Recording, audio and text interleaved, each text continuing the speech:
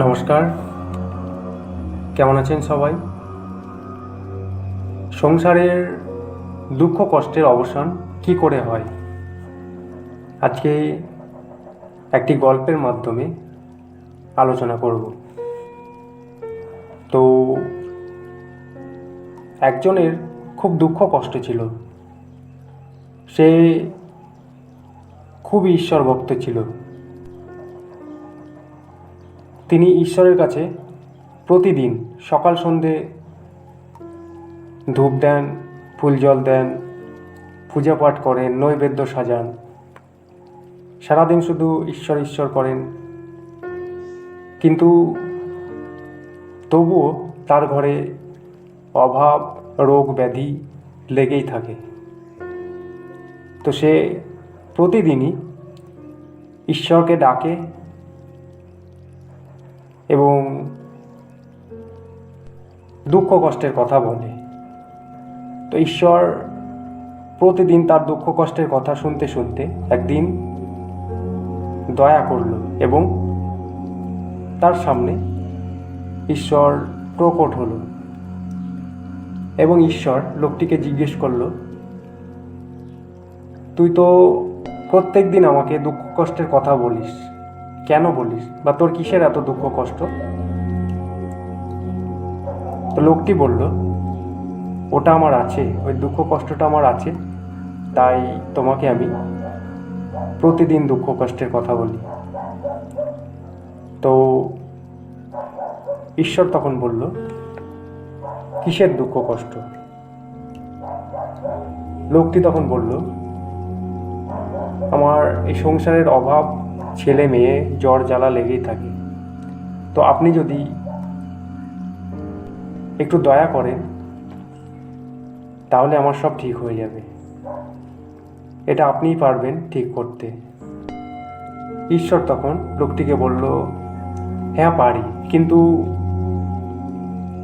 দুঃখ কষ্ট কার না আছে? এটা তো প্রত্যেকটা মানুষেরই আছে।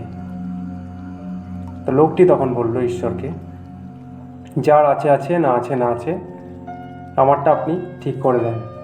সবাই আমার থেকে অনেক ভালো আছে, সবার অনেক টাকা, গাড়ি বাড়ি, আমার সংসারের অভাব, আমাকে সবাই ছোট চোখে দেখে। তখন ঈশ্বর বললেন, ঠিক আছে, ওই দেখ, ওই মাঠের ধারে যে বট গাছটা আছে, ওটা দেখতে পাচ্ছিস? তো লোকটি তখন বলল, হ্যাঁ দেখছি। ঈশ্বর বললেন, গাছটার তলায় কি দেখিস প্রতিদিন? লোকটি বলল, হ্যাঁ গাছটায় সবাই ঢেলা বেঁধে দিয়ে আসে। তো সবাই বলে ঢেলা বাঁধলে নাকি দুঃখ কষ্ট চলে যায়। তো আমি কি ঢেলা বেঁধে দিয়ে আসবো ওই গাছে? ঈশ্বর তখন বললেন, ঢেলা বাঁধবি? ঠিক আছে বাঁধবি, কিন্তু আমার একটা শর্ত আছে। ঈশ্বরের কথায় লোকটি তখন বলল, ঠিক আছে, বলুন কি শর্ত আছে? ঈশ্বর বলল, তুই যে বলছিস সবার থেকে তোর কষ্ট অনেক বেশি, তাহলে তুই ঢেলা বাঁধবি ওই গাছে, কিন্তু একটা ঢেলা বাঁধবি, একটা ঢেলা কিন্তু তোকে খুলে নিয়ে আসতে হবে। আর যে ঢেলাটা তুই বাঁধবি, তোর এখনকার যে দুঃখ কষ্ট সেটা তোর চলে যাবে, কিন্তু যে ঢেলাটা তুই খুলে নিয়ে আসবি, সেই ঢেলার যে দুঃখ কষ্ট সেটা কিন্তু তোকে নিতে হবে। লোকটি ঈশ্বরের কথায় রাজি হলো এবং পরের দিন স্নান টান করে পুজো পাঠ করে ওই গাছটার নিচে গেল ঢেলা বাঁধবে বলে। তো লোকটি গাছটার নিচে গিয়ে দেখল গাছটার নিচে বহু ঢেলা ঝুলছে। লোকটি তখন ভাবলো, তাহলে বহু মানুষের দুঃখ কষ্ট আছে, এবং সে ভাবছে কোন ঢেলাটা আমি খুলব, কোন ঢেলাটার দুঃখ কষ্ট কম, আমি জানবো কী করে। আর ভাবছে যে ঢেলাটা আমি কুলে নিয়ে যাব, সেই ঢেলাটার দুঃখ কষ্ট যদি আমার থেকে বেশি হয়? আমার দুঃখ কষ্ট তো আমি কাজকর্ম করে আমার দুঃখ কষ্ট চালিয়ে নিতে পারবো, কিন্তু অন্য ঢেলায় যদি আমার থেকে দুঃখ কষ্ট বেশি হয়, তাই লোকটা এই ভেবে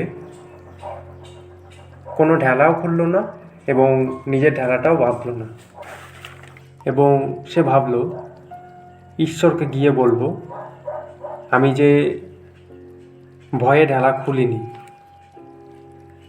তাই সে বাড়ি চলে আসলো এবং পরের দিন সকালবেলা স্নান টান করে ধূপ ধনু দেখিয়ে ঈশ্বরকে ডাকতে শুরু করলো। তো ঈশ্বর তখন ওই লোকটির সামনে প্রকট হলো এবং লোকটা ঈশ্বরকে বলল, আমার তো আর ঢেলা খোলা হলো না গো। ঈশ্বর তখন বলল, কেন? তখন লোকটি বলল, আমি ভয়ে খুলিনি। এত ঢেলা, আমার দুঃখ কষ্টের থেকে যদি ওই ঢেলার দুঃখ কষ্ট বেশি হয়। গোবিন্দ তখন লোকটিকে বলল, বেশ করেছ, একটু কষ্ট করো, সব ঠিক হয়ে যাবে। একটু কষ্ট না করলে তো কিছু পাওয়া যায় না। তুমি ভালো করে কাজ করো, সব বিমুক্ত হয়ে যাবে।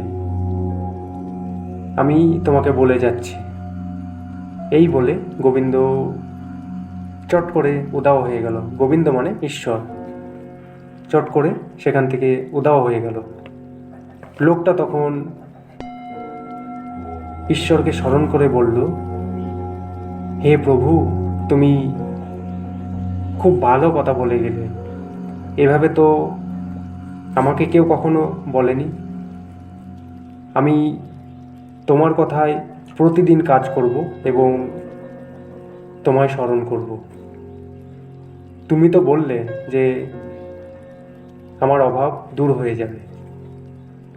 পরের দিন থেকে ওই লোকটি প্রত্যেক দিন কাজে যায় নিয়মিত এবং একটু একটু করে সে উন্নতি করতে শুরু করে। এমনি করে সে একদিন অনেক বড় মাপের পাত্র হয়ে ওঠে এবং সে খুব প্রশংসার পাত্র হয়ে যায়। আজকে এই ভিডিওর মাধ্যমে আমরা জানলাম সংসারের দুঃখ কষ্টের অবসান কি করে হয়। আজকের আলোচনা আমরা এখানেই শেষ করছি। ভিডিও ভালো লাগলে অবশ্যই সাবস্ক্রাইব করবেন। সবাই ভালো থাকবেন। নমস্কার।